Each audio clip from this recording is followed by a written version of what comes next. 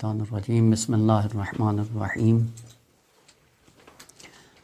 الحمد للہ رب العالمین بار الخلائق اجمعین ثم الصلاۃ والسلام والتحیۃ والاکرام علی سید الانبیاء والمرسلین الذی سمی فی السماء بأحمد وفی الارضین بأبی القاسم محمد اللهم صل على محمد وآل محمد وعجل فرجهم وعلى آل بیتہ الطیبین الطاہرین المعصومین لا سیما بقیت اللہ المنتظر روحی و ارواح العالمین لتراب مقدم الفداء اما بعد فقد قال النبی صلی اللہ علیہ وآلہ وسلم ان الحسین مصباح الہدی و سفینۃ النجات۔ صلوات پڑھ لیں محمد و آل محمد کی ذات۔ اللهم صل على محمد وآل محمد وعجل فرجهم۔ آیات شعبانیہ کے عنوان سے تمام مومنین و مومنات کی خدمت میں ہدیہ تبریک عرض ہے، اس دعا کے ساتھ کہ خداوند عالم اس ماہ مبارک میں آنے والے بابرکت مولود یا بابرکت معصومین اور وہ شخصیات جو تالی تلو معصوم ہیں ان کی سیرت پہ چلنے کی توفیق عطا فرمائے اور آخرت میں ان کی معیت نصیب فرمائے۔ آج 3 شعبان میلاد مسعود سبت نبی حضرت امام حسین علیہ السلام کے مناسبت سے اللهم صل على محمد وآل محمد وعجل فرجهم۔ اس جشن عید کا اہتمام کیا گیا ہے اور موضوع سخن امام زمان علیہ السلام کی شباہت امام حسین علیہ السلام کے عنوان سے تھوڑا بہت سلسلہ گفتگو جاری رہے گا، بعد میں انشاءاللہ آپ بزرگوں کی خدمت میں ہیں۔ امام زمانہ علیہ السلام کے عنوان سے اگر گفتگو کرنا ہو تو فقط ایک شخصیت نہیں ہے کہ جس کے ساتھ شباہت کو تلاش کرنے کی ضرورت ہو۔ تمام انبیاء کو حضرت آدم سے لے کر حضرت ختمی مرتبت تک اور پھر حضرت امیر المومنین سے لے کر امام حسن عسکری علیہ السلام تک تمام معصومین کے جتنے اوصاف حمیدہ ہیں اور کمالات ہیں، ان کمالات میں امام مہدی آخر الزمان شریک ہیں۔ لہذا ضرورت اس بات کی ہے کہ سب سے پہلے ان انبیاء کے اوصاف اور کمالات کو بیان کیا جائے، پھر اس کمال کو مرحلہ اثبات میں امام زمان علیہ السلام کے لیے ثابت کیا جائے۔ لیکن چونکہ بحث بہت طولانی ہو جائے گی، اب ان کی طرف جانا نہیں ہے، فقط ایک شباہت اور ایک ہی معصوم کے ساتھ، امام حسین علیہ السلام کے ساتھ۔ آپ کو پتہ ہے کہ 2 کلمے استعمال ہوتے ہیں عربی میں، ایک تمثیل ہے اور ایک تشبیہ ہے جس سے شباہت بھی نکلا ہے۔ دونوں میں فرق ہے۔ تمثیل میں مطلب بڑا عظیم ہوتا ہے اور نورانی ہوتا ہے، چونکہ عظیم بھی ہے نورانی بھی ہے۔ نورانی ہونے کی وجہ سے حجاب بن جاتا ہے اور اس حجاب کو کھولنے کی ضرورت ہوتی ہے۔ نوری حجاب جو انسان کے سامنے آتے ہیں، ان نوری حجابوں کو کھولنے کی ضرورت ہوتی ہے۔ جب ان کو آپ کھولتے ہیں وہ تمثیل بن جاتے ہیں۔ مثال کے ساتھ اگر عرض کرنا چاہیں، ایک مطلب علمی ہے اور علمی مطالب ہمیشہ نورانی ہوتے ہیں۔ سنگین علمی مطلب جب انسان کو سمجھ میں نہیں آتا تو یہ خود علمی مطلب ہی انسان کے لیے حجاب بن جاتا ہے، اور اسے تعبیر کیا جاتا ہے حجاب نوری سے۔ نوری حجاب ہے، یعنی جب تک وہ علمی مطلب عقل انسانی میں نہیں آتا، عقل کے لیے حجاب ہے، اور جس دن وہ علمی مطلب سمجھ میں آ جائے اب کیا ہوا ہے؟ حجاب نور کو آپ نے کھول دیا ہے، عقل انسانی ارتقا کر کے بلندیوں کی طرف گامزن ہو گئی ہے۔ مناجات شعبانیہ میں ہے، تمام معصومین نے یہ مناجات شعبانیہ خدا کی بارگاہ میں تلاوت کی، مناجات کیے، ان میں ہے کہ الہی حب لی کمال الانقطاع الیک، اور یہ کمال انقطاع جب انسان کی زندگی میں آ جائے، اس کمال انقطاع کے نتیجے میں ہوتا کیا ہے کہ انسان حجاب نوری کو کھول لیتا ہے، حجاب نوری اس کے سامنے کھلنا شروع ہو جاتے ہیں، یعنی وہی علم کے عمیق دروازے جو انسان پر بند ہوتے ہیں، ان مناجات کے ذریعے انسان ان حجاب کو کھول کر وہ خداوند عالم کی عظمت تک جا پہنچتا ہے۔ یعنی ضرورت ہے نوری حجابوں کو کھولنے کی، تاکہ فہم انسانی کا دائرہ کھلنا شروع ہو جائے، اور جب تک وہ کھلتا نہیں ہے گنجلک ہوتا ہے، اور جیسے جیسے مطلب علمی عمیق ہو اور انسان کی عقل میں نہ آئے، وہ انسان کے لیے درد سر بن جاتا ہے۔ صاد دال عین، البتہ ایک بیماری ہے، خداوند عالم سب کو اس سے نجات دے۔ درد سر یا مرگی کا نام صدع سے تعبیر کیا جاتا ہے۔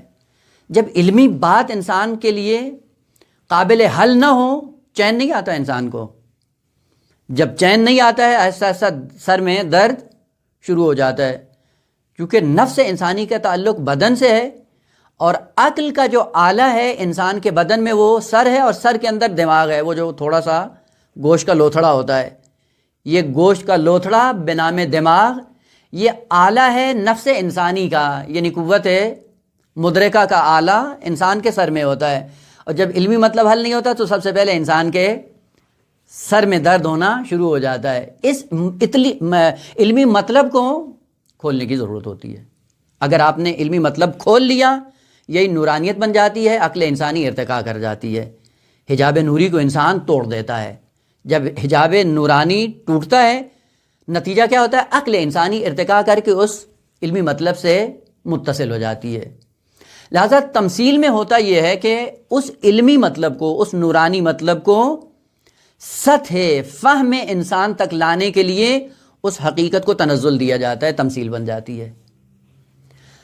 پس تمثیل میں نورانی علوم کو، نورانی حجابوں کو چلا کر فہم انسانی تک لایا جاتا ہے۔ اگر یہ قابل فہم ہو جائے، یہاں پہ پھر انسان ارتقا کر جاتا ہے۔ لیکن تشبیہ اس کے برعکس ہے۔ تشبیہ میں ایک مشبہ ہوتا ہے اور ایک مشبہ بہ ہوتا ہے، یعنی ایک کو آپ تشبیہ دے رہے ہوتے ہیں، اور ایک وہ ہوتا ہے جس کے ساتھ تشبیہ دی جا رہی ہوتی ہے۔ تشبیہ کے اندر ہمیشہ قدر مشترک اوصاف اور کمالات ہوا کرتے ہیں، البتہ اگر تشبیہ ہے ممدوح ہے، اگر تشبیہ ممدوح ہے تو وہاں پہ مشبہ اور مشبہ بہ میں وہ اوصاف یا وہ کمالات جو مشبہ بہ میں موجود ہوتے ہیں، انہی اوصاف میں ایک مشبہ ہوتا ہے جو ان اوصاف میں شریک ہوتا ہے۔ بس یہاں پہ نیچے یا اوپر جانے کی ضرورت نہیں ہوتی، ایک کمال ہے، اس کمال کے اندر دو حقیقتیں شریک ہوتی ہیں، ایک اصل ہوتی ہے اور ایک فر ہوتی ہے۔ اصل یعنی جو منبع بنتی ہے، کمال جہاں سے جنم لیتا ہے، اور مشبہ جو اسی وصف میں اس ذات کے شریک ہوتا ہے بعنوان فر۔ بس اصل اور فر جب دونوں ایک وصف میں اور ایک کمال میں شریک ہوں، وہاں پہ تشبیہ پائی جاتی ہے۔ خوب، اب اس تشبیہ کے بعد سوال یہ ہے کہ امام زمانہ کی امام حسین علیہ السلام سے کن اوصاف اور کمالات میں مشابہت پائی جاتی ہے؟ البتہ ذہن میں رہے کہ بات کمالات کی ہو رہی ہے، بات اوصاف کی ہو رہی ہے، اور آپ کو پتہ ہے کہ اوصاف اور کمال وہ چیزیں ہیں، وہ اقدار ہیں جو انسان اپنے ارادے اور اختیار سے حاصل کرتا ہے۔ سبحان اللہ۔ جو ارادے اور اختیار سے حاصل کرے گا وہ انسان کے لیے ہمیشہ کمال بنے گا۔ کمالات کی دنیا یوں ہوتی ہے۔ لہذا آپ کہہ سکتے ہیں امام زمانہ علیہ السلام کی امام حسین علیہ السلام کے ساتھ جو شباہت ہے وہ کن چیزوں میں؟ متعدد چیزیں ہیں، مثلا شباہت بدنی، جسمانی اعضاء میں امام علیہ السلام کی، امام حسین علیہ السلام سے جو شباہت ہے یہ شباہت تکوینی ہے. پس جسمانی جو اوصاف یا کمالات جو خداوند عالم نے عطا کیے ہیں وہ ایسے کمالات ہیں جو ذات باری تعالیٰ سے وابستہ ہیں. خداوند عالم کا کمال ہے، یہ شاہکار ہیں، مخلوق خدا ہیں. خالق نے اپنا شاہکار اس شکل میں دنیا میں ظاہر کیا. تو جسمانی اوصاف میں شرکت یہ اختیار پر متفرع نہیں ہے، لہذا ہم اس سے گفتگو بھی نہیں کریں گے. جسمانی اعتبار کے ساتھ امام زمانہ علیہ السلام کی کون سی شباہت ہے امام حسین علیہ السلام کے ساتھ؟ وہ تاریخ میں ہے نمونے کے، چہرہ کیسا تھا، آنکھیں کیسی تھیں، چہرے کی بناوٹ کیسی تھی، بالوں کا رنگ کیسا ہے، بالوں کی کیفیت کیسی ہے، اور یہ شباہتیں آپس میں ملتی ہیں. یعنی یہ بات یہ مفروغنن ہے، ہمیں اس میں جانے کی ضرورت نہیں ہے. 2، ہم فقط ان اوصاف کو بیان کریں گے جو اوصاف کمال کی صورت میں امام حسین علیہ السلام کے لیے کمال بن کر ظاہر ہوئے، اور وہ کمالات امام زمانہ علیہ السلام میں موجود ہیں یا نہیں، یعنی امام علیہ السلام نے ان کمالات کو کیسے اپنایا. ایک اشارہ اس کی طرف ہوگا، اور دوسرا کہ انہی کمالات کے بل بوتے پہ امام حسین علیہ السلام نے جو بشریت کی ہدایت کے لیے سختیاں برداشت کیں، ان سختیوں کے برداشت کرنے میں کون سی شباہت ہے امام زمانہ علیہ السلام کی امام حسین علیہ السلام کے ساتھ؟ پس پہلے مرحلے میں وہ کمالات جو امام حسین علیہ السلام نے حاصل کیے، ان کمالات میں امام حسین علیہ السلام کے ساتھ امام زمانہ علیہ السلام کی کون سی شباہت پائی جاتی ہے، یعنی دونوں ایک کمال میں کیسے شریک ہیں. اور پھر ان کمالات کے سائے میں جو امام حسین علیہ السلام نے بشریت کو راہ ہدایت پہ لا کر اپنا مقصد حیات دکھایا ہے، اس مرحلے میں امام زمانہ علیہ السلام کیا کریں گے. یہ 2 پہلو ہیں، ایک پہلو کو بیان کر کے پھر دوسرے کی طرف ایک اشارہ، اور پھر بات کو یہیں پہ ہم تمام کر دیں گے، مقدمہ بات ختم ہو جائے گا. ان کمالات کی طرف اشارہ کرنے سے پہلے آج چونکہ 3 شعبان ہے، اور 3 شعبان روز میلاد بابرکت امام حسین علیہ السلام ہے. حدیث میں ہے کہ امام حسین علیہ السلام کی ولادت سے پہلے حضرت جبرائیل علیہ السلام نازل ہوئے پیغمبر اکرم پر، اور آ کر ایک مولود کی بشارت دی کہ خداوند عالم آپ کی نسل کو باقی رکھنے کے لیے ایک ایسا مولود دے گا کہ جس کی خصوصیات یہ ہیں کہ وہ بڑا بابرکت ہوگا، لیکن جیسے ہی وہ دنیا میں آئے گا اس پر طاری ہونے والے حالات اور ان کو جو مشکلات درپیش ہوں گی وہ یہ ہیں، یعنی وہ سارے مصائب جو امام حسین علیہ السلام پر آنے والے تھے ان تمام مصائب کا جناب جبرائیل علیہ السلام نے تذکرہ کیا کہ مولود آئے گا، کمالات کی وہ انتہا کو پہنچے گا، لیکن ساتھ ساتھ یہ مشکلات ہیں، یہ مصائب ہیں جو امت ان پر ڈھائے گی. یہی ماجرا لے کر پیغمبر اکرم سیدہ کی خدمت میں آتے ہیں، اور منوان وہ پوری داستان نقل کر دیتے ہیں کہ خداوند عالم ایک ہدیہ الہی یا تحفہ الہی خالق کائنات دینا چاہتا ہے بنام مولود مسعود، لیکن اس کی یہ مشکلات ہوں گی. اور وہ ساری داستان ذکر کرنے کے بعد جناب سیدہ کو جب بتایا گیا تو مصائب اتنے زیادہ تھے کہ جیسے ہی سیدہ نے سنا تو کہا کہ اتنا بابرکت مولود اور یہ مشکلات، اور ابھی مولود دنیا میں آیا نہیں، اور ابھی وہ مصائب سیدہ نے دیکھے نہیں، فقط سنے ہیں. تو سیدہ نے کہا کہ نہ، ایسا مولود مجھے نہیں چاہیے، یعنی قابل برداشت نہیں ہے.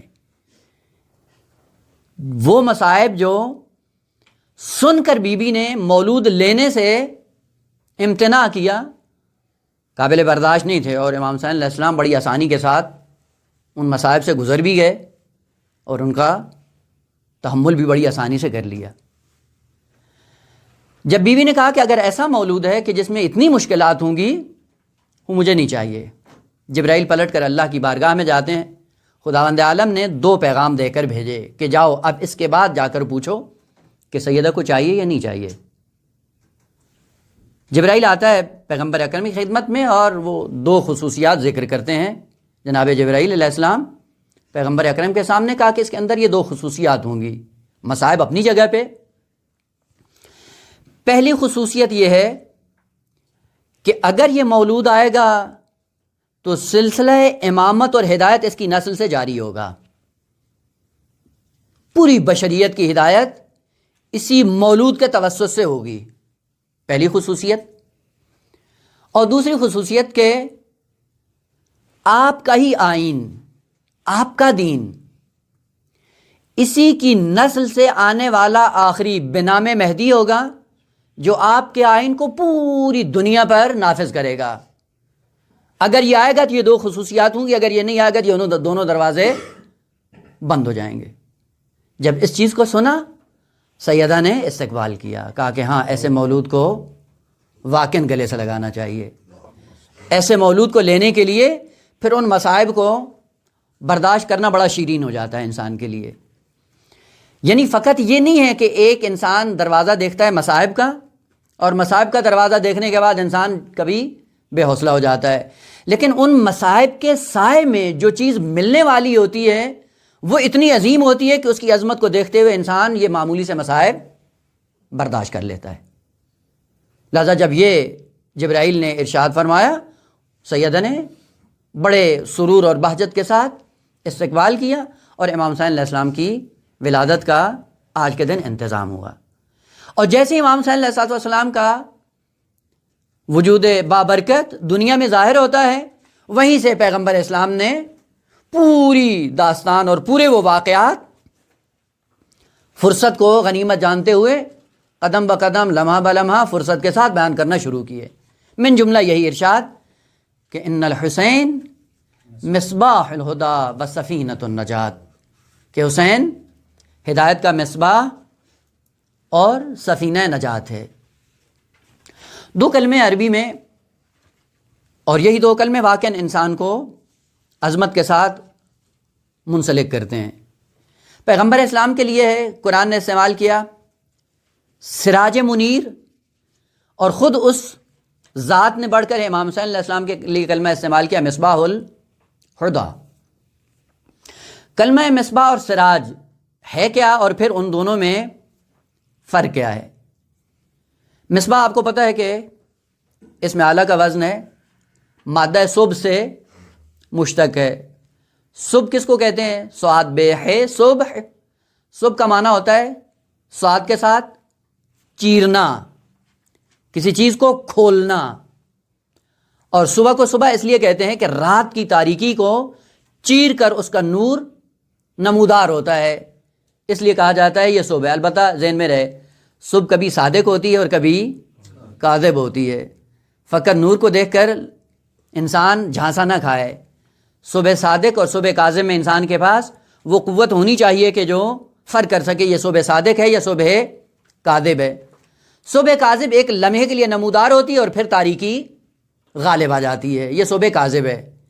لیکن وہ صبح جب طلوع کرے اور نورانیت اس کی ظاہر ہو کہ پھر تاریکی کے اندر اتنا دم نہ ہو کہ دوبارہ اس پہ مؤثر ہو سکے، اسے صبح صادق کہتے ہیں۔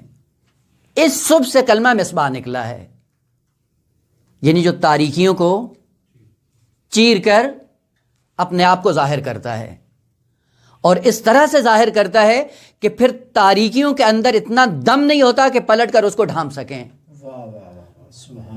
پلٹ کر اس کو چھپا سکیں۔ اسی لیے امام حسین علیہ السلام کے لیے پیغمبر اکرم کا یہ جملہ کہ جب حسین جیسا مولود دنیا میں آئے گا اور وہ جب ہدایت کا چراغ بنے گا پھر رہتی دنیا تک وہ چمکتا ہی رہے گا، جب سے نمودار ہوگا پھر اس کے بعد ظلم، ضلالت، بربریت ان کے اندر اتنا دم نہیں ہوگا کہ آ کر اس مصباح کو بجھا سکیں یا اس مصباح کے لیے حجاب بن سکیں یا اس مصباح کو خاموش کرنے کی کوشش کریں اور یہ خاموش نہ، ایسا نہیں ہے۔ مصباح وہ چراغ ہے، جب جلتا ہے تو جلنے کے لیے بہت زیادہ سرمایہ چاہیے ہوتا ہے، لیکن جب جل جائے گا تو پھر جلتا رہے گا۔ تا قیام قیامت روشن رہے گا۔ لیکن یہ بھی یاد رکھیں کہ یہ مصباح جب جلا تھا تو تنہا نہیں جلا ہے، اس کو جلنے کے لیے امام حسین علیہ السلام نے بہت بڑا سرمایہ خرچ کیا ہے، اور وہ سرمایہ جو آج بھی بشریت دیکھ کر رشک کھاتی ہے، ایسے ایسے افراد، ایسے ایسے اصحاب، ایسے ایسے انصار، ایسے ایسے نوجوان، ایسے ایسے کمسن بچے، خواتین، بوڑھے، نوجوان، سب کے سب شامل تھے اس چراغ کو روشن کرنے میں۔ اور عجیب بات یہ تھی کہ اس مصباح کو جلانے کے لیے امام حسین علیہ السلام نے ذرہ برابر کسی کمزوری کو اس کے اندر شریک نہیں ہونے دیا، یعنی پاکیزہ ترین مصباح یہ امام حسین علیہ السلام نے کربلا میں روشن کیا، اور ذرہ برابر کدورے سے استفادہ نہیں کیا امام نے۔ شب عاشور کو امام حسین علیہ السلام نے جب اسی چراغ کا انتظام کرنا تھا، سب سے پہلے خطاب کیا کہ اٹھ جاؤ۔ اور تعجب کی بات یہ ہے کہ آغا سوچنے کی بات یہ ہے کہ جب مکہ سے امام چلتے ہیں، کئی ہزار کی تعداد میں امام کے ساتھ لوگ موجود تھے، لیکن امام جانتے تھے کہ اس چراغ کو جلانے کے لیے ایسا پاک و پاکیزہ کردار چاہیے، ایسی پاک و پاکیزہ شخصیات چاہیے، ایسے عظیم انسان چاہیے کہ جن کے اندر دنیا اور آخرت کی نعمات کا ذرہ برابر لالچ موجود نہ ہو۔ ہزاروں کی تعداد میں آنے والے جب چراغ جلانے کی باری آتی ہے تو 72 رہ جاتے ہیں۔ اس کا مطلب ہے کہ جس کو جلانا تھا اس کو یہ بھی معلوم تھا کہ اس چراغ کو جلانے کے لیے جن افراد کی ضرورت تھی وہ خالص اور خلصین بچ جائیں، تب یہ سبت پیغمبر اس چراغ کے وجود کا انتظام کرے گا۔ لہٰذا عاشور کی رات کو ملتا ہے امام علیہ السلام نے وہ چراغ بند کر کے سب کو بھیجا، اور بھیجنے کے بعد پھر دوبارہ چراغ جلایا گیا۔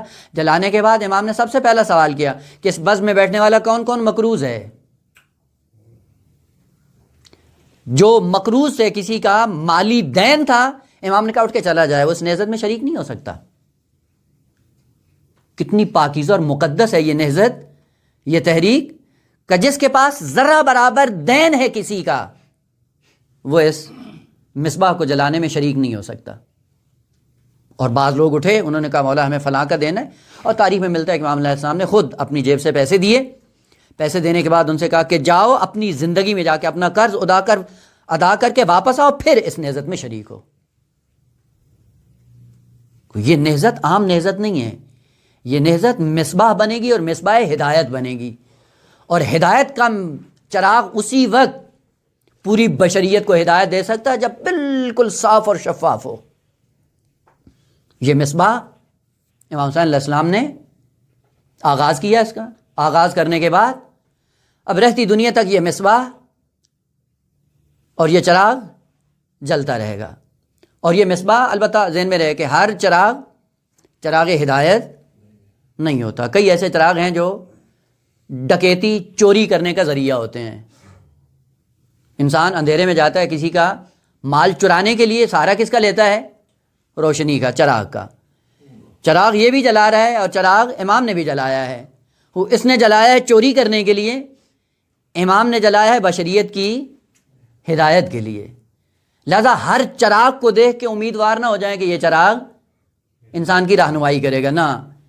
اسی لیے قید بھی ذکر کر دی کہ یہ مصباح مطلق نہیں ہے، یہ مصباح الہدیٰ ہے، ہدایت کا چراغ ہے، یعنی یہ جب بھی جلے گا یہ ہدایت دے گا۔ یہیں سے پتہ چلتا ہے کہ انہی کلمات کی ترکیب سے کہ امام کے ساتھ جب وابستہ ہوں گے تو آپ کو ملے گا کیا؟ ہدایت ملے گی۔ وہ پیسہ ٹکا لینے کے لیے نہیں جاؤ، یہ پیسہ ٹکا دینے کے لیے چراغ نہیں جلا ہے، یہ ہدایت دینے کے لیے جلا ہے۔ کہ بسا کہ علم بھی نور ہے، چراغ ہے، روشنی ہے، لیکن جب کم ظرف کے ہاتھ میں ہوتا ہے یہ علم تو پھر کیا ہوتا ہے؟ ہاں، یہ راہزنی والا کام کرتا ہے یہ چراغ۔ آج اس بات کی ضرورت ہے کہ ہم سمجھیں کہ ہم بھی اگر امام حسین علیہ السلام کی سیرت پہ چل کر اپنے آپ کو چراغ بنا کر پیش کرتے ہیں، سب سے پہلے دیکھیں کہ ہم نے جو اپنے آپ کو چراغ کی منزل پہ لا کر کھڑا کیا ہے، چراغ ہدایت بن کر آئے ہیں، یہ چراغ راہزنی ہم نے روشن کیا ہوا ہے، یہ مصباح ہدایت ہے۔ مصباح ہدایت کی ہدایت تک لے کے جائے گا امام حسین علیہ السلام۔ اور عجیب بات یہ ہے کہ کلمات کی ترکیب بتاتی ہے، عظمت بتاتی ہے کہ پیغمبر اکرم نے جس ترکیب کا استفادہ کیا وہ ترکیب کس عنوان سے تھی؟ یہ نہیں کہا کہ یہ حسین تمہیں جنت لے کے جائے گا، یہ حسین تمہیں حور و لین تک پہنچا دے گا، یہ حسین تمہیں جنت کی نہروں تک پہنچا دے گا۔ کہیں نعمات کا تذکرہ نہیں ہے، کہیں بہشت کا تذکرہ نہیں ہے، اور کہیں جنت کی خوش گزرانیوں کا تذکرہ نہیں ہے۔ کہ یہ مصباح ہدایت ہے۔ البتہ کلمہ ہادی یا ہدایت وہی بتاتا ہے کہ اس مصباح کا تعلق کس عنوان سے۔ ہدایت البتہ بڑے اختصار کے ساتھ، ہدایت کیا چیز ہوتی ہے؟ مختصر یہ کہ ہدایت نقص کمال کا سفر ہے۔ جہاں شے ناقص ہوتی ہے اس کو کمال تک پہنچانے کا جو ذریعہ بنتی ہے وہ مصباح ہوتی ہے۔ حسین کمال تک پہنچانے کا ذریعہ ہے۔ اور کمال کیا ہے؟ کمال کی خصوصیت بھی یہ ہے، بڑی خوبصورتی کے ساتھ یعنی قرآن نے ان کلمات کو استعمال کیا کہ کمال وہ ہے جو انسان کی ذات کا حصہ بن جائے۔ جو کمال انسان کی ذات کا حصہ نہیں بنتا وہ کمال نہیں ہے۔ وہ نعمت بن سکتا ہے انسان کے لیے، وہ عیش و عشرت کا سبب بن سکتا ہے انسان کے لیے، اور وہ انسان کی خوش گزرانی کا ذریعہ بن سکتا ہے، لیکن کمال نہیں ہے۔ بڑی خوبصورتی کے ساتھ اس کلمے کا انتخاب کیا۔ مثلا حور و لین مل جائے، یہ کمال ہے۔ کمال وہ ہے جو وجود کا حصہ بنے، اور اگر کمال وجود کا حصہ نہیں بنتا وہ کمال انسانی نہیں ہے۔ ممکن ہے انسان کی عیش و عشرت کا ذریعہ بن جائے۔ اور واقعاً ان کلمات کے اندر اتنی گہرائی ہے۔ وہ کہا یہ مصباح الہدا ہے۔ مصباح الہدا یعنی کمال تک پہنچانے کا ذریعہ جو ہے وہ امام حسین علیہ السلام ہے۔ مثال عرض کروں کہ کیسے انسان کے اندر کمال ہوتا ہے اور کیسے کمال نہیں ہوتا۔ یہ ذہن میں رکھ لیں کہ جب کمال انسان کے وجود کا حصہ بنتا ہے تھکتا نہیں ہے انسان، لیکن جب تک کمال انسان کے وجود کا حصہ نہیں بنتا تھک جاتا ہے۔ مثال عرض کروں، آپ اپنے ہاتھ میں ایک گلاس پکڑیں، گلاس کو اتنا وزنی نہیں ہے، مختصر سا وجود ہے گلاس، اور اس کے اندر اگر پانی ہو، آپ کو کہا جائے کہ یہ گلاس اپنے ہاتھ میں پکڑ کے 10 منٹ اپنے ہاتھ کو کھڑا رکھیں اور گلاس کو پکڑ لیں۔ 5-6 منٹ گزرنے کے بعد انسان احساس خستگی کرتا ہے، تھک جاتا ہے یا نہیں؟ تھک جاتا ہے، یقیناً تھک جاتا ہے۔ آپ 10 منٹ کے لیے کہیں کہ یہ گلاس ہے، پکڑ کے آپ کھڑے رہیں، 10 منٹ تک اگر آپ کھڑے رہیں آپ کا ہاتھ بھی تھک جائے گا، احساس خستگی ہوگی پورے وجود میں، اور پھر تنگ آ کے اس کو پھینک دیں گے۔ اب آپ سے اگر سوال کیا جائے بھائی یہ گلاس جو آپ نے پکڑا ہے اور پکڑنے کے بعد احساس خستگی کی، کیوں خستگی کی؟ ریزن تلاش کریں، کیا ہوگا؟ ریزن ایک ہے کہ یہ گلاس آپ کے وجود کا حصہ نہیں ہے، اس لیے تھک گئے ہیں۔ لیکن یہی ہاتھ ہے، کتنے عرصے سے آپ کے وجود کا حصہ بنا ہوا ہے، کبھی اس کو اٹھاتے ہوئے تھکے ہیں؟ ہاتھ کو ساتھ میں رکھتے ہوئے انسان احساس خستگی نہیں کرتا، کیوں؟ کیونکہ یہ وجود کا حصہ ہے اور وہ وجود کا حصہ نہیں ہے۔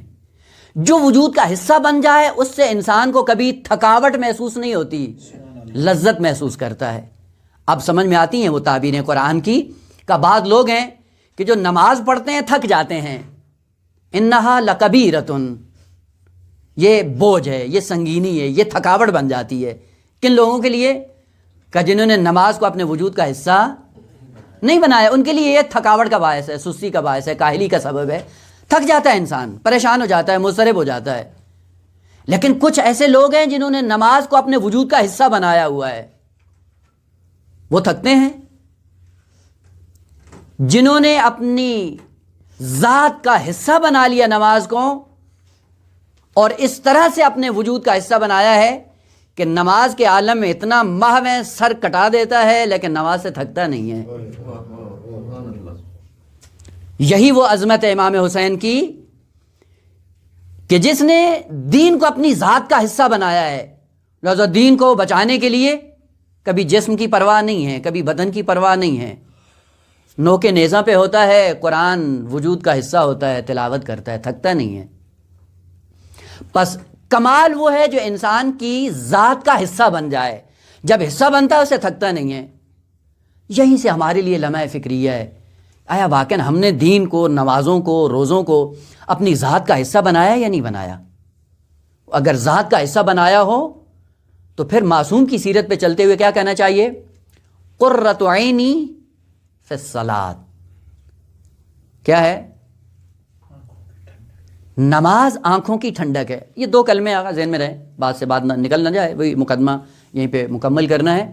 مصباح ہدایت ہے، کمال تک پہنچانے کا یہ ذریعہ ہے. اور کمال انسان کی ذات کا جب حصہ بن جاتا ہے پھر کمال سے تھکتا نہیں ہے، کمال کو ہمیشہ اپنانے کی کوشش کرتا ہے، اور پھر وہی کمال پلٹ کر اس انسان کے وجود کی ٹھنڈک کا باعث بنتا ہے.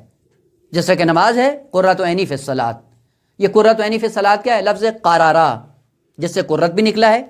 یہ دو معنوں میں استعمال ہوتا ہے. ایک معنی اس کا ہے استقرار، ثبات، ٹھہراؤ، جم جانا، اکٹھا ہو جانا، رک جانا. یہ بھی اس کا معنی ہے، جس سے آپ استقرار بھی کہتے ہیں. مستقر ہیں کہاں پہ؟ فلاں جگہ پہ رکے ہوئے ہیں، ٹھہرے ہوئے ہیں، ثابت قدم ہیں. اور دوسرا معنی ہے اس قرارہ کا مشترک لفظی ہے. دوسرا معنی ہے اس کا ٹھنڈک. لفظ قار اس کی ضد ہے حار. حار کیا ہے؟ گرمی. اس کے مقابلے میں قار کیا ہے؟ ٹھنڈک. اسی ٹھنڈک سے کلمہ قرت نکلا ہے. بس جھانسا نہ ہو، لفظ قرت ٹھنڈک پر دلالت کرتا ہے. قرۃ العین، عین کی ٹھنڈک. آنکھ کی ٹھنڈک کیا ہے؟ خوب مثال کے ساتھ اگر عرض کریں، ایک محبوب انسان کا ہو، معشوق، وہی جو مجازی ہیں دنیا کے اندر، وہ ایک عرصے تک انسان کی دسترس سے باہر ہو، دور ہو، اور اچانک اگر اس کو اس کا دیدار ہو جائے تو خوشی سے پھر کیا ہوتا ہے؟ آنکھوں سے آنسو ٹپک پڑتے ہیں. یہ آنسو کون سے ہوتے ہیں؟ یہ قرۃ العین ہوتے ہیں. آپ کبھی تجربہ کر لیں زندگی میں، جو خوشی کا آنسو ہوتا ہے وہ ٹھنڈا ہوتا ہے، غم کا آنسو ہمیشہ گرم ہوتا ہے. حار کے مقابلے میں لفظ قار، اس قار سے نکلا ہے قرۃ العین. عین کی ٹھنڈک، آنکھوں کی ٹھنڈک کب ہوتی ہے؟ کہ جب محبوب کا دیدار ہوتا ہے. اچانک دیدار ہو، زیارت ہو، محبوب کی زیارت میں گم ہو کر جب آنسیں برسنا شروع ہوتی ہیں وہ قرۃ العین بن جاتی ہیں آنکھوں کی. اور عجیب بات یہ ہے کہ یہی قرۃ العین عین کی بینائی اور تیز بینی کا سبب بھی بنتے ہیں. یہ آنسو عجیب ہے واقعا یہ کلمات، اور عجیب حقائق ہیں اس عالم کے اندر، کہ جب محبوب کی زیارت سے انسان ہمکنار ہوتا ہے، آنکھوں سے آنسو ٹپکنا شروع ہوتے ہیں، ٹھنڈے ہوتے ہیں، اور یہ ٹھنڈا کا باعث بھی بنتے ہیں، تیز بینی کا باعث بھی بنتے ہیں. انسان کی بصیرت میں بھی اضافہ ہوتا ہے، بصارت میں بھی اضافہ ہوتا ہے. اسی لیے پیغمبر اسلام نے اور امام حسین علیہ السلام نے بھی کیا کہا؟ قرۃ عینی فی الصلاۃ.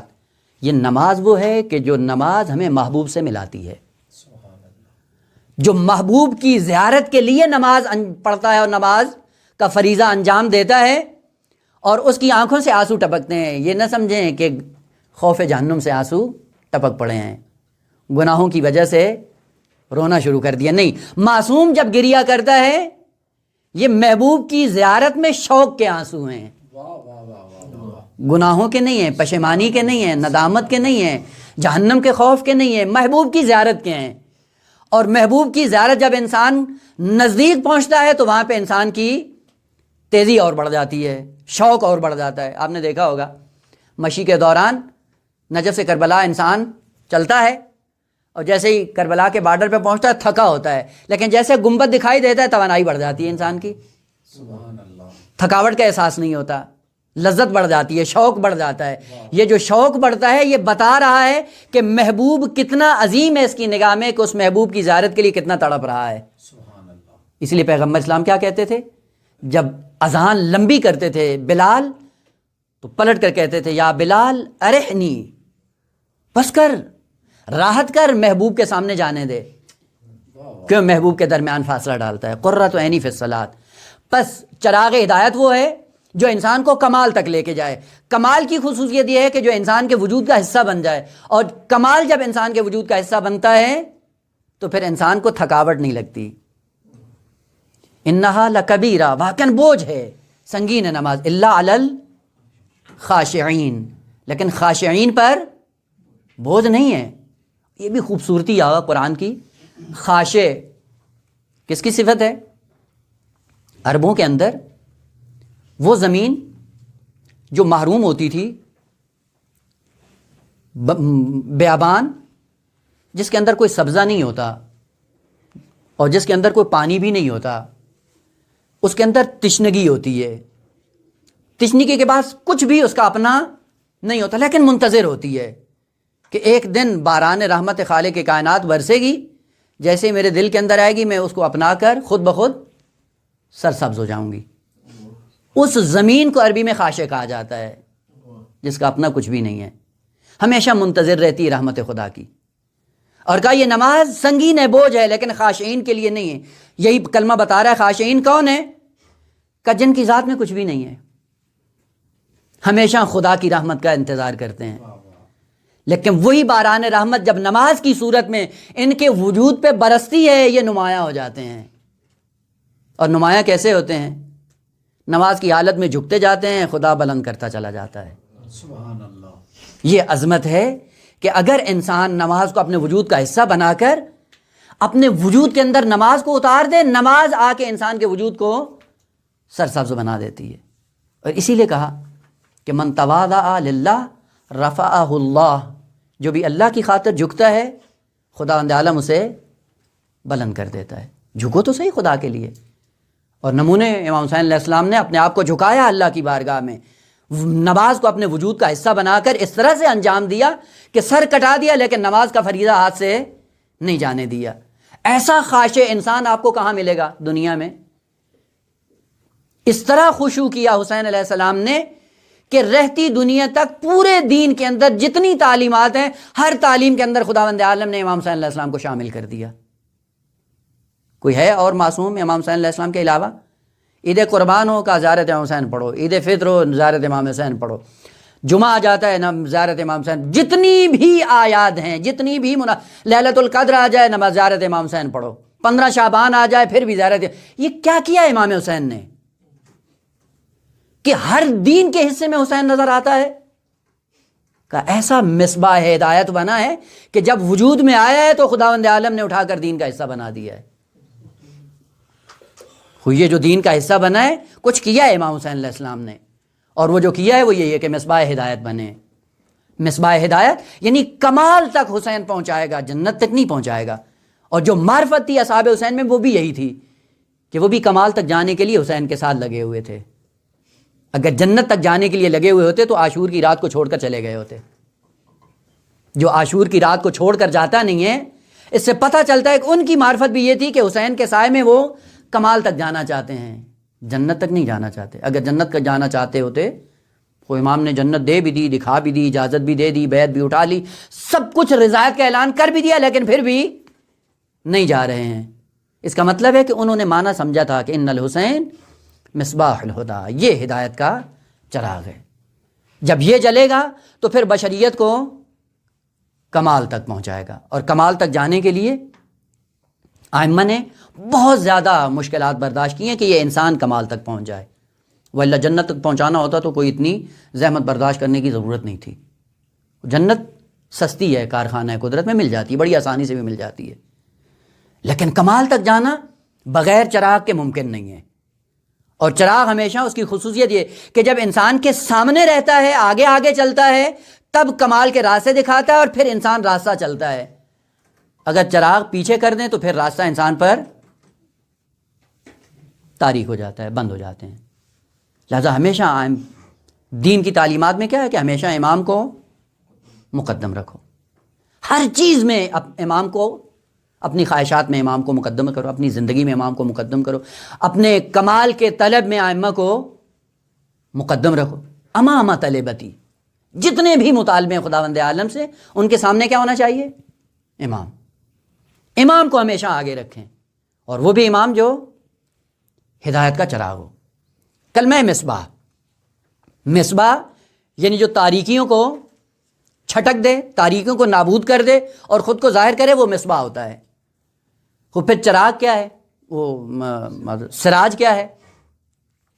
ساراجا، سین رے جیم، سراج پیغمبر کی خصوصیات میں سے ایک خصوصیت ہے کہ ہم نے مبشر بنا کے بھیجا، داعی اللہ بنا کے بھیجا، اور سراج منیر بنا کے ہم نے پیغمبر اسلام کو دنیا میں ظاہر کیا۔ سراج کی خصوصیت ذرا بالا تر ہے، البتہ سراج شروع چراغ سے ہوتا ہے اور ختم معذرت، سراج شروع مصباح سے ہوتا ہے اور ختم سراج پہ ہوتا ہے۔ سراج اگر آپ عربوں کے اندر جا کر دیکھیں، یہ جتنی اپنی سواریاں ہوتی تھیں، سواریوں پہ سفر کرتے تھے، اور آسانی کے ساتھ سفر کرنے کے لیے پھر جانور کی پیٹھ اور پشت اس قابل نہیں ہوتی تھی کہ اس پہ بیٹھ کے طولانی سفر کیا جائے۔ وہ طولانی سفر کرنے کے لیے پھر کپڑے کے بعض چیز بناتے تھے اور وہ جانور کی پشت پہ رکھ دیتے تھے، اور اس پر بیٹھ کر پھر آسانی سے سفر کرتے تھے۔ ہوتا یا نہیں ہوتا؟ آج کل تو وہ نہیں ہے، اگرچہ خصوصیت وہی ہے، گاڑی میں اگر سیٹ اچھی نہ ہو تو آدمی تھک جاتا ہے۔ آرام دہ اگر سیٹ نہ ہو تو انسان سفر نہیں کر پاتا۔ یہیں سے پتہ چلتا ہے وہ سراج جو جانور کی پشت پہ ڈالی جاتی تھی، جس کو آپ جل بھی کہتے ہیں، اس کو کہا جاتا تھا سراج۔ اس کے اندر خصوصیت کیا تھی کہ سب سے پہلی خصوصیت یہ ہے کہ وہ سراج آرام دہ ہو۔ اگر آرام دہ نہیں ہے تو وہ سراج بننے کی صلاحیت نہیں رکھتا۔ کتنی واقعاً گہرائی ہے اور کتنی لذت ہے ان کلمات کے اندر، کہ جس کو سراج بنا کے خداوند عالم نے بھیجا ہے، اس کے اندر امت کا اتنا درد اور غم ہے کہ ان کو آسودہ خاطر رکھنے کے لیے خود مصائب برداشت کرتا ہے۔ امام کاظم علیہ السلام کا معروف واقعہ سنا ہے نا، خداوند عالم نے مجھے مخیر قرار دیا، اس مصیبت کو اپنے وجود پہ لے لوں یا اپنے شیعوں پہ ڈال دوں۔ امام نے کہا نا، یہ مصیبت اپنے وجود پہ لے کر اپنے شیعوں کو راحت میں رکھوں، آرام میں رہیں۔ امام یہ ہوتا ہے، سراج یہ ہوتا ہے۔ پہلی خصوصیت اس کے اندر کیا ہوتی ہے؟ آرام دہ۔ اگر ظاہر سی بات ہے طولانی سفر کے لیے اگر انسان کے پاس زاد راہ آرام بخش نہ ہو، چند قدم چلنے کے بعد تھک جاتا ہے آگا۔ ضروری ہے کہ وہ آرام دہ سفر انسان کے لیے ہو تاکہ مقصد کو پا سکے۔ پورے کا پورا دین انسان کی راحتی، آسائش اور سکون کا باعث ہے۔ البتہ ضروری ہے کہ اس کو آدمی سمجھے بھی صحیح۔ 3 اور رکن ہے سراج کے اندر کہ جب وہ آتے ہیں تو پھر یہی مصباح چراغ میں تبدیل ہو جاتا ہے۔ دوسرا رکن سراج کے اندر کا حسن ہوتا ہے، تیسرا جمال ہوتا ہے، چوتھا زینت ہوتی ہے۔ یہ 4 اوصاف اگر کسی چیز کے اندر آ جائیں وہ مصباح سراج بن جاتا ہے۔ مصباح چراغ کیسے بنتا ہے، سراج کیسے بنتا ہے؟ سب سے پہلے سکون، پھر حسن، جمال، زینت۔ یہ 4 چیزیں اگر آ جائیں تو وہی مصباح سراج بن جاتا ہے۔ اور کہا یہ 4، البتہ اس سے پہلے کہ اس کو تھوڑا سا وہ کھولوں، یہ ذہن میں رکھیے گا کہ اگر ایک کلمہ کسی ایک معصوم کے لیے استعمال ہوتا ہے تو اس کا معنی یہ نہیں ہے کہ یہی کلمہ مختص ہو گیا اس معصوم کے لیے، نہ، یہ جتنے اوصاف ہیں سب معصومین کے اندر موجود ہیں، یعنی سب اماموں کے پاس وہ کمالات کے سارے یہی اوصاف موجود ہیں۔ لیکن مشکل یہ ہوتی ہے کہ زمانے میں ایک کمال سب سے زیادہ نمایاں ہو جاتا ہے، وہ زمانے کے حالات کو دیکھ کر نمایاں ہو جاتا ہے، ویلا ایسا نہیں ہے کہ بقیہ اوصاف ان کے اندر موجود نہیں ہیں۔ جہاں پہ مصباح کی ضرورت تھی اس لیے وہ مصباح بن کر آئے، اور جہاں سراج کی ضرورت تھی وہاں پہ وہ چراغ بن جاتے ہیں۔ سب سراج ہیں، سب مصباح ہیں، سب صادق ہیں، سب کاظم ہیں، سب مبشر ہیں، سب بشیر ہیں، سب منذر ہیں، لیکن ہر زمانے میں جس کمال کی ضرورت ہوتی ہے وہی کمال ان کے اندر نمایاں ہو جاتا ہے۔ وہ پیغمبر اکرم سے جب خداوند عالم نے کہا کہ یہ سراج ہیں تو اس کا مطلب یہ نہیں کہ حسین سراج نہیں ہیں، لیکن جس زمانے میں جس کی ضرورت تھی وہی بنی۔ پس سراج کیا ہے؟ کہا کہ پہلی خصوصیت اس کے اندر آرام دہ ہونا ہے۔ اگر ایسا چراغ ہدایت ہو جو آرام دہ نہ ہو، وہ اصلا سراج بننے کی صلاحیت نہیں رکھتا ہے۔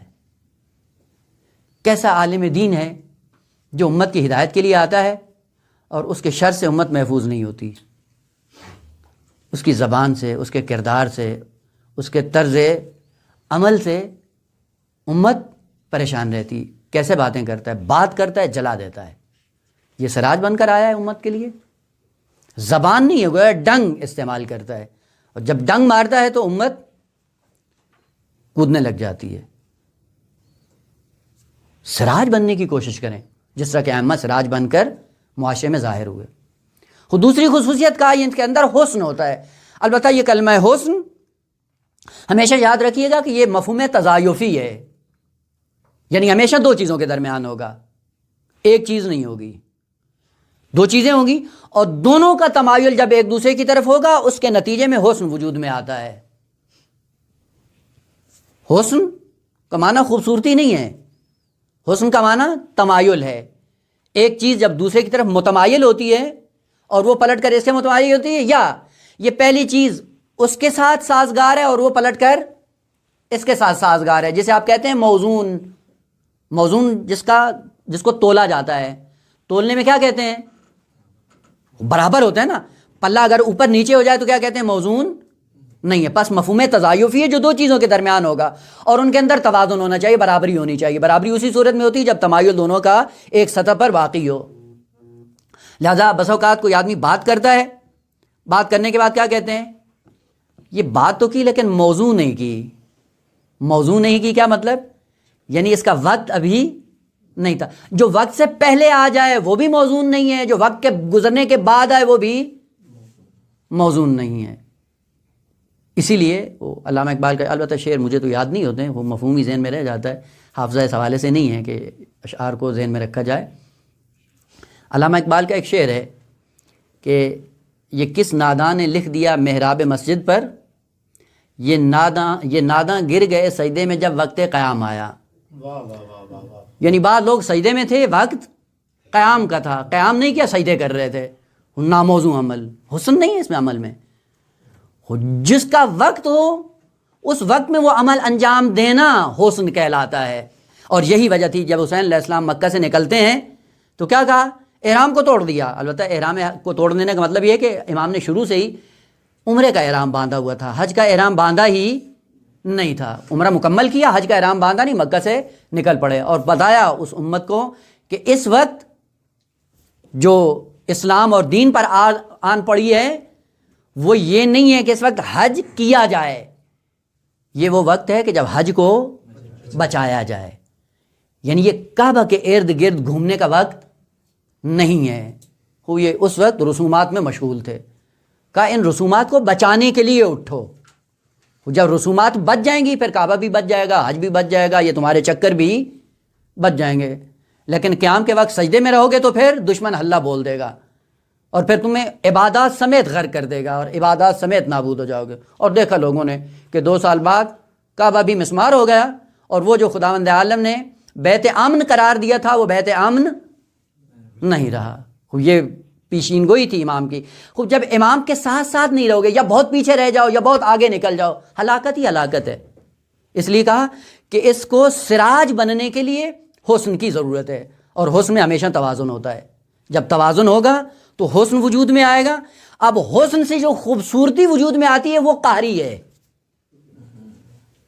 پس اب جو معنی کرتے ہیں خوبصورتی قہرن وجود میں آئے گی جب دونوں چیزیں آپس میں موزون، مقتضی حال کے مطابق بات کریں بات خوبصورت لگتی ہے، وقت کے مطابق بات کریں بات بڑی خوبصورت لگتی ہے، وقت گزرنے کے بعد کریں کوئی فائدہ نہیں ہوتا۔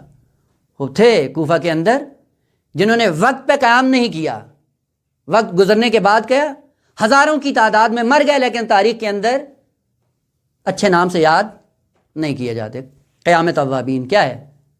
اگر یہ وقت پہ قیام کرتے کربلا رونما نہ ہوتی، لیکن نادان جاہل جب وقت کو ہاتھ سے گوا دیتا ہے پھر پورا سرمایہ خرچ کر دے اس چیز کو ہاتھ میں نہیں لا سکتا جو اس کے ہاتھ سے نکل گئی ہوتی ہے۔ پس سراج بننے کے لیے دوسری خصوصیت حسن ہے۔ تیسری خصوصیت جمال، اور جمال کا معنی بھی ہم کیا کرتے ہیں؟ خوبصورتی۔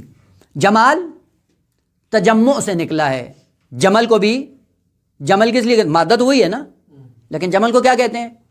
اونٹ، معنی اونٹ کرتے ہیں نا، معنی اونٹ ہی ہے۔ وہ جمال خوبصورتی اور جمل اونٹ کیا ہے؟ مصباح کو سراج میں تبدیل کر دیتی ہے۔ زین، اور اس کے مقابلے میں کلمہ کیا ہے؟ شین۔ زین اور شین میں فرق کیا ہے؟ یہ فرق اعتباری ہے، اور اعتباری اس عنوان سے کہ جس چیز کو جس مقام کے لیے وضع کیا گیا ہے عالم تکوین میں، عالم تشریح میں اس چیز کو وہیں پہ رکھو جہاں پہ اس کا مقام ہے۔ البتہ اس اعتبار سے عدالت کے ساتھ زیادہ قریب ہے کلمہ زین، اور شین سے ہٹ جاتا ہے۔ مثلا قمیض ہے، کس کے لیے ہے؟ پہننے کے لیے۔ وہ آپ سر پہ رکھ لیں، یہ زین ہے، یہ شین بن جائے گا۔ زین جس چیز کے لیے خالق کائنات نے اشیاء کو خلق کیا ہے، عالم تشریح کے اندر ان چیزوں کو وہیں پہ رکھو، اور وہاں پہ رکھنے کے بعد خود بخود زینت اس کے اندر آ جائے گی۔ زینت سے پتہ کیا چلتا ہے؟ یعنی شے کی خوبصورتی میں اضافے کا باعث بن جاتی ہے۔ پہلے بھی خوبصورت تھی، لیکن جب ایک چیز اور اس کے ساتھ ضمیمہ ہوتی، کیا ہو جاتی ہے؟ اس کی خوبصورتی بڑھ جاتی ہے۔ وہ جو خوبصورتی بڑھانے کا ذریعہ بنتی ہے اسے زین کہتے ہیں۔ اور وہ جو چیزوں کے اندر خدا نے خوبصورتی رکھی ہے، اگر ایسے اعمال انجام دیں کہ اس کے اندر موجود خوبصورتی چھین لیں، وہ شین بن جاتا ہے۔ اسی لیے ائمہ نے کیا کہا؟ شیعہ ہمارے لیے کیا ہوتے ہیں؟ زین ہوتے ہیں۔ یعنی ہم میں بھی خوبصورتی ہے، لیکن جب تم خوبصورت اقدام انجام دیتے ہو مزید خوبصورتی بڑھ جاتی ہے۔ یعنی ایک خوبصورتی وہ ہے جو تمہیں ہماری نسبت سے ملتی ہے، اور اگر نسبت کے ساتھ تمہارا کردار بھی ہمارے ساتھ ہو تو تمہارے اندر کتنی خوبصورتی بڑھے گی۔ اور وہ ہوتا کیا ہے کہ کبھی نسبتوں سے انسان جب کردار برعکس انجام دیتا ہے تو بڑھ کر اس منسوب الیہ کو بھی رسوا کرنے کی کوشش کرتا ہے، اپنے کردار کے ذریعے سے، اپنے اعمال کے ذریعے سے۔ اگر انسان کے اندر یہ زین آ جائے، یعنی نسبت ہے، نسبت سے تم محترم ہو جاتے ہو، لیکن نسبتوں کا اگر پاس رکھو تو کتنی خوبصورتی ہوگی، کہاں پہنچو گے تم؟ کا مصباح سے سراج بنانے کے لیے خداوند عالم نے تمہیں بھیجا ہے، اور یہ نمونہ تمہارے لیے ذکر کیا۔ پہلا نمونہ امام حسین علیہ السلام کا ہے۔ جا کر دیکھو کہ کربلا کے اندر امام نے مصباح کو سراج میں تبدیل کیا یا نہیں کیا، اور یہی شباہت ہے امام زمانہ کی امام حسین علیہ السلام کے ساتھ، کہ یہ بھی ہدایت کا چراغ ہے، وہ بھی ہدایت کا چراغ ہے۔ اس کو بھی ایسے اصحاب ملے ہیں کہ جن سے عظمت آج تک برقرار رہے گی۔ امام بھی منتظر ہیں انہی اصحاب کے کہ جن کی وجہ سے وہ پھر دوبارہ کربلا کی خوبصورتی پوری دنیا کے اندر نمایاں کی جائے۔ لیکن مرور زمان کے ساتھ اس وقت 72 کی ضرورت تھی، آج 313 کی ضرورت ہے۔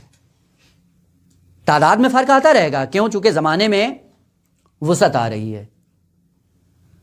جو مصباح میں امام حسین علیہ السلام کے ساتھ شباہت رکھتا ہو، یہ دونوں مشبہ اور مشبہ ان پہ ایک کمال میں جا کر متحد ہو جاتے ہیں۔ جہاں پہ ایک کمال میں دونوں متحد ہوتے ہیں وہاں پہ کہا جاتا ہے یہ اس کے مشابہ ہے، اس کے اندر وہی کمال ہے جو اس کے جد کے اندر موجود تھا، رویہ اس کا بھی وہی ہے جو اس کے جد کا تھا۔ اور جد کا رویہ کیا تھا؟ وہ آپ نے کربلا میں دیکھا ہے، کرائے پہ لے کے آئے تھے ابراہیم کو، وہ اپنے اونٹوں کے ساتھ آیا تھا جو کرایہ طے کیا تھا۔ طے کرنے کے بعد جب آخری وقت آتا ہے، بدبخت دیکھتا ہے کہ امام حسین علیہ السلام تو تنہا رہ گئے اور جتنے تھے سب شہید ہو گئے، اور چند لمحوں کے بعد امام حسین بھی شہید ہو گئے، کرایہ میرا کون دے گا؟ کیسے کیسے نمونے آگا کربلا کے اندر۔ امام نے اپنی شہادت سے پہلے بلایا، بلانے کے بعد جتنا طے کیا تھا اس سے زیادہ دیا، کہا یہ لے لو کرایہ اپنا۔ زیادہ دینے کے بعد امام نے راستہ بھی بتایا کہ اس راستے سے جاؤ گے بچ جاؤ گے، اور اس راستے سے جاؤ گے تو پھنس جاؤ گے، ڈاکو پکڑ لیں گے، مارے جاؤ گے۔ اور عجیب کم بخت ہے کہ جو امام نے نصیحت کی تھی اس پہ عمل بھی نہیں کیا، جس راستے سے امام نے رہنمائی کی تھی نہیں چلا، دوسرے راستے سے گیا، ڈاکو آئے، پیسہ بھی لے گئے، مار بھی دیا، واصل جہنم بھی ہو گیا، کیا ملا؟ خسرت دنیا والآخرہ۔ امام وہ ہے کہ جو طے کرتا ہے اس سے زیادہ دیتا ہے اور اس سے زیادہ دل سوزی کرتا ہے، کہ یہی امام کی شباہت ہے اپنے جد کے ساتھ کہ جب وہ آئے گا اتنا بے نیاز کر دے گا لوگوں کو کہ پیسہ پڑا رہے گا، اٹھانے کے لیے کوئی تیار نہیں ہوگا۔ شباہت جب جد سے ہوتی ہے تو اسی جیسی ہوتی ہے، کمال میں دونوں شریک ہوتے ہیں۔ تشبیہ کے اندر وہ کمالات ہوتے ہیں جن کمالات کے اندر دو شخصیات مل کر شریک ہوتی ہیں۔ البتہ یہ ایک پہلو تھا کہ جس طرح مصباح ہدایت امام حسین ہے، اسی طرح مصباح ہدایت امام زمان ہے۔ امام حسین نے بھی مصباح کو سراج میں تبدیل کیا، 4 ارکان پیدا کر کے۔ امام زمانہ علیہ السلام بھی آج تک منتظر بیٹھے ہیں کہ کوئی ملیں،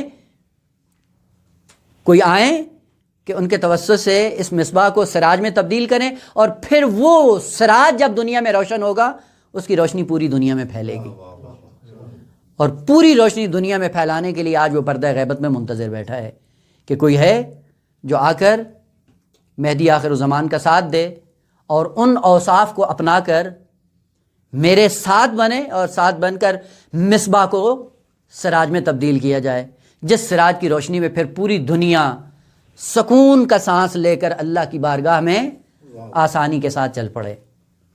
امامت ہوتی ہی یہی ہے کہ دوسروں کے لیے کمال کے راستے ہموار کرتی ہے، بغیر کسی اضطراب کے، بغیر کسی پریشانی کے، بغیر کسی تذبذب کے راہ ہدایت پہ گامزن ہوتی ہے، اور راستے پہ گامزن ہونے کے بعد احساس سکون کرتی ہے، اور یہ سکون فراہم کرنا یہ امامت کا کام ہے، اس لیے کہ وہ ہدایت کے لیے آئیں۔ اور ہدایت کا معنی ہی یہی ہے کہ دوسروں کو کمال تک پہنچانے کے لیے جادہ اتنا ہموار کرو، اتنا پرسکون ہو کہ جب بھی انسان اس جادے پہ آنا چاہے سکون کے ساتھ اپنے کمال کو طے کر جائے۔ اس دعا کے ساتھ کہ جو امام زمانہ اپنے جد کے ساتھ شباہت رکھتے ہیں مصباح اور سراج میں، ہمیں بھی خدا یہ توفیق دے کہ ہم بھی امام کے معاونین اور مددگاروں میں شمار ہوں، کہ بشریت کے لیے ہم بھی ہدایت کے پہلے مصباح بنے، اور مصباح کے بعد پھر سراج بن کر معاشرے کے اندر ہدایت کے پیغام کو عام کریں، تاکہ اسی سراج کی روشنی میں امت سکون کے ساتھ آ کر لقاء اللہ کی منزل کو آسانی سے طے کر جائے۔ والحمد للہ رب العالمین۔